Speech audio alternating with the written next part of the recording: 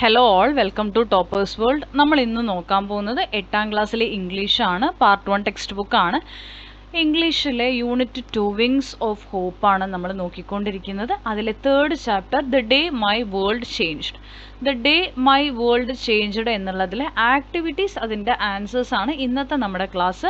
Part 2 class ആണ് കേട്ടോ. Part 1 ക്ലാസ്സിൽ നമ്മൾ കംപ്ലീറ്റ് ആയിട്ടുള്ള ചാപ്റ്ററിൻ്റെ മലയാളം എക്സ്പ്ലനേഷൻ അതുപോലെ ചോദ്യോത്തരങ്ങൾ ചെയ്തിട്ടുണ്ട്. പാർട്ട് 2 ക്ലാസ്സിൽ നമ്മൾ ആക്ടിവിറ്റീസ്, അതിൻ്റെ ഉത്തരങ്ങളാണ് ഉൾപ്പെടുത്തിയിരിക്കുന്നത്.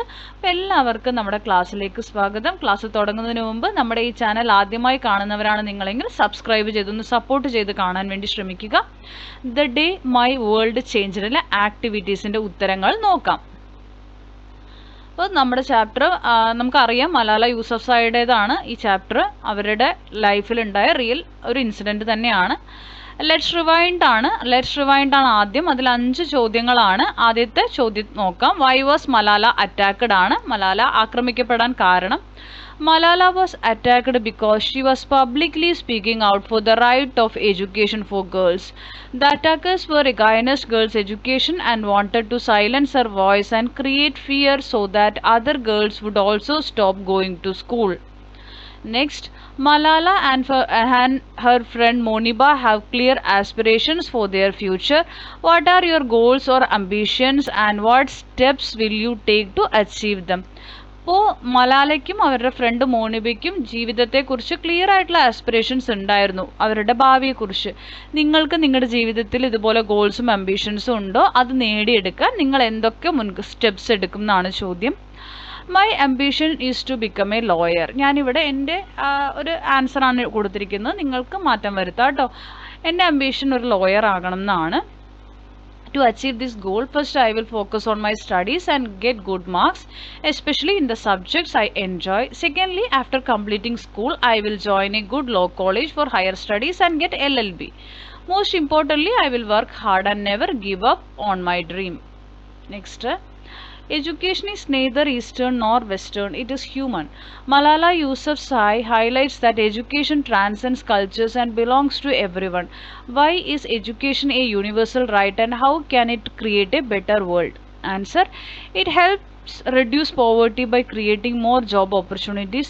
It promotes understanding and tolerance between different people, which can lead to peace. Educated people can find solution to major problems like climate change and diseases. When everyone, including girls, gets education, they can all contribute their talents to make society better. Next, 4ാമത്തെ ചോദ്യം. Malala strongly advocates for girls right to education despite all the challenges. Why do you think education is important for girls and how can society ensure equal opportunities? Education is very important for girls because an educated girl can become an independent and confident woman. She can support her family and will ensure that her own children are educated. Society can ensure equal opportunities by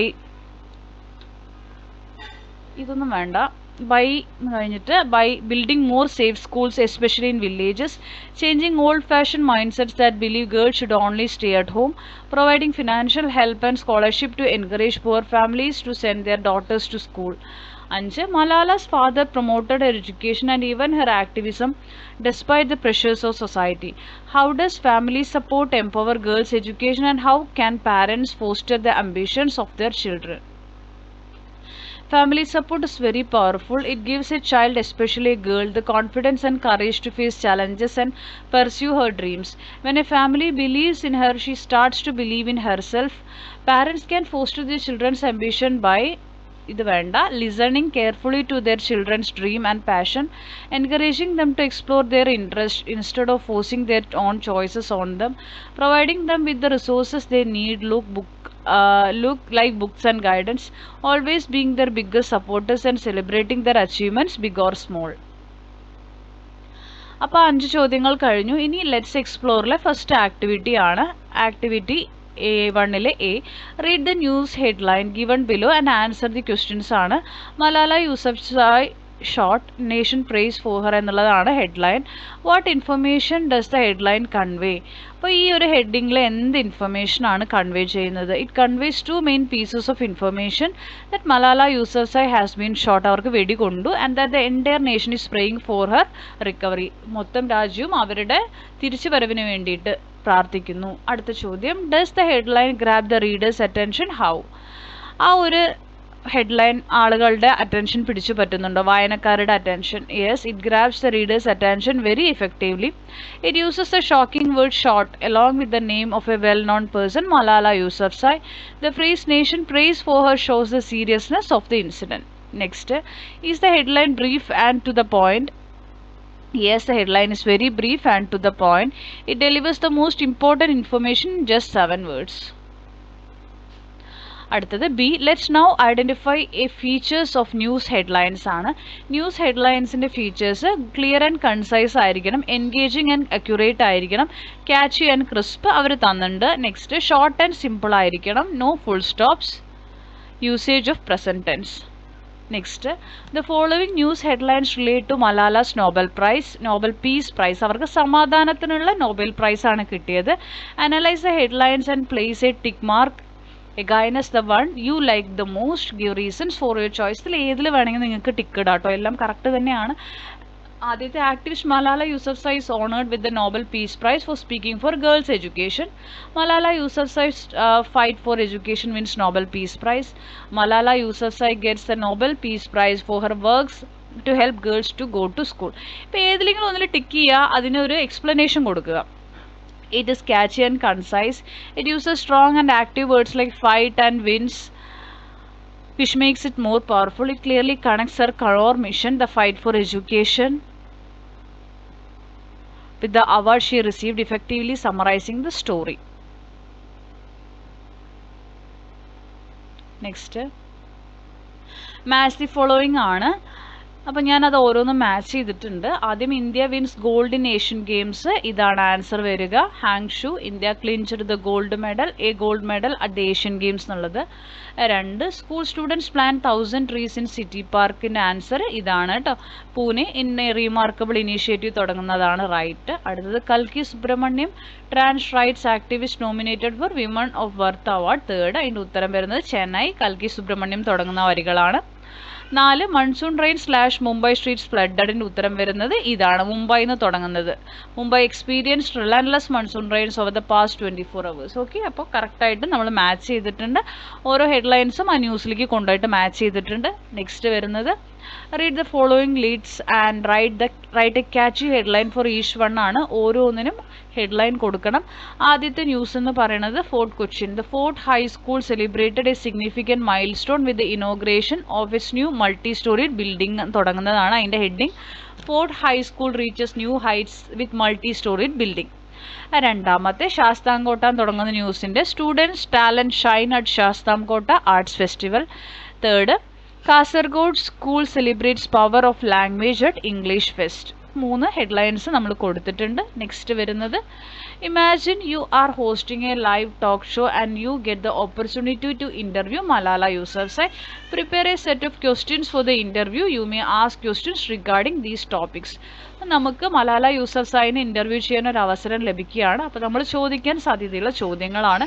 2 അവർ തന്നിട്ടുണ്ട്. Can you tell us about your early childhood? What inspired you to fight for education? Even when it was dangerous എന്നും കൂടി കൊടുത്തിട്ടുണ്ട്. The attack on you was a major turning point in your life. How did that event change you and your mission? In your global advocacy for girls' education, what is the biggest challenge you face today? You received the Nobel Peace Prize at a very young age. How did it feel to receive such a prestigious award? Looking towards the future, what are your main goals? Okay.